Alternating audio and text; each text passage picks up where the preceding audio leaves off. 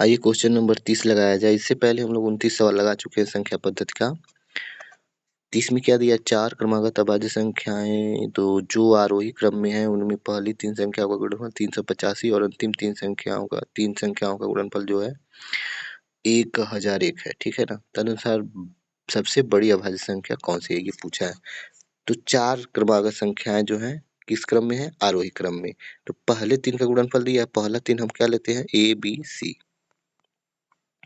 385। तो गुणनफल है तो इसका गुणनखंड कर लेंगे। तो ये किसी संख्या का इकाई अंक अगर 5 हो तो 5 से क्या होता है? कट जाता है, या 0 हो तभी 5 से कट जाता है। तो ये 5 से कटेगा, यानी इसमें गुणनखंड में 5 आएगा।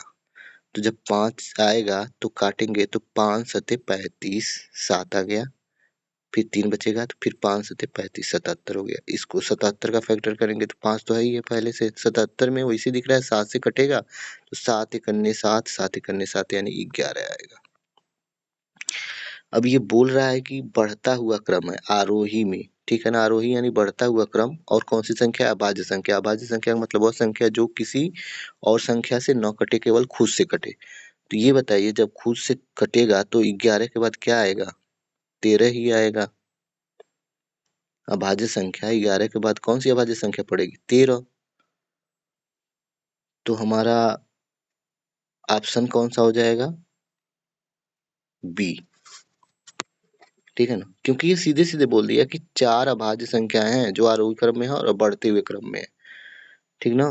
तो पहला 5 हो जाएगा, दूसरा 7 हो जाएगा, 7 के बाद क्या हो जाएगा? 11 हो जाएगा, तो 11 के बाद क्या आएगा? 13 आएगा। ठीक ना?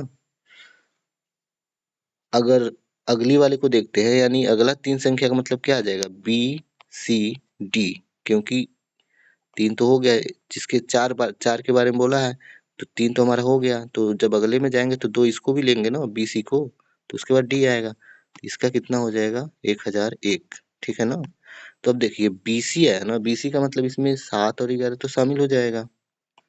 7 और 11, तो अब बताइए 7 और 11, 11 के बाद क्या आएगा? 13 ही आएगा ना, क्योंकि सी के बाद डी है। तो अब 11 के बाद क्या आ जाएगा? 13। तो इसलिए हमारा ऑप्शन क्या हो जाएगा? बी। आइए क्वेश्चन नंबर 31 लगाया जाए।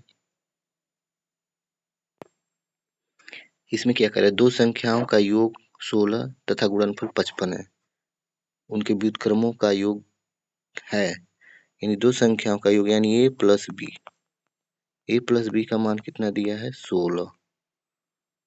ए बी यानी गुणनफल कितना दिया है? 55। इनके व्युत्क्रमों का योग पूछ रहा है। तो व्युत्क्रमों का योग का मतलब होता है 1/a, यानी पहली संख्या का व्युत्क्रम धन 1/b दूसरी संख्या का व्युत्क्रम। तो इनका जब एलसीएम लेंगे ए बी का, तो हो जाएगा एलसीएम ए बी। तो ए से ए कटेगा, बचेगा बी, तो बी से ऊपर गुणा करेंगे तो बी एकन्ने बी धन, बी से बी कटेगा, बचेगा ए, ए से ऊपर गुणा करेंगे तो ए एकन्ने ए। इसको सही कर लीजिए, ए प्लस बी प्लस ए करिए या ए प्लस बी करिए, दोनों की वैल्यू सेम होती है। नीचे हो जाएगा ए बी। अब ये बताइए ए प्लस बी की वैल्यू कितना दिया है? 16। ए बी का मान कितना दिया है? 55। तो 16/55 हमारा क्या हो जाएगा? आंसर हो जाएगा, यानी ऑप्शन बी 16/55। क्वेश्चन नंबर 32 देख लीजिए। सेम क्वेश्चन है, दो संख्याओं का योग तथा गुणनफल दिया हुआ है, यानी a प्लस बी का मान दिया हुआ है कितना? 11, और ए बी का मान कितना दिया है? 18। इनके व्युत्क्रमों का योग पूछ रहा है। अभी आप निकाले थे कि 1/a धन 1/b, इसको सॉल्व किए थे तो आया था a plus B upon A B, और a प्लस बी का मान कितना दिया है? 11, ए बी का मान कितना दिया है? 18। तो हमारा कौन सा ऑप्शन हो जाएगा? Option number D, 11/18।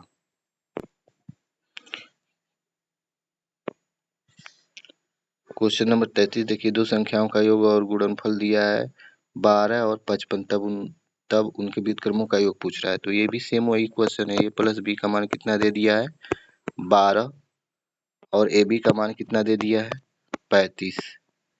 तो अभी हम लोग निकाले थे कि 1/a धन 1/b की जो वैल्यू आई थी a+b और ab आई थी, ठीक है ना। तो a+b का मान कितना है 12 और ab का मान कितना है 35। तो इसका ऑप्शन क्या हो जाएगा 12/35। तो 12/35 हमारा ऑप्शन सी हो जाएगा 12/35। सेम क्वेश्चन 34 है। योग दिया है a+b का मान कितना दिया है 40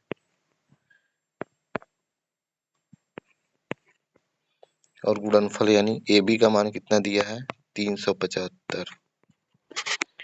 यहाँ भी वही पूछा है 1/a धन 1/b। इसकी वैल्यू अभी हम सॉल्व किए थे तो आया था a धन b और a/b।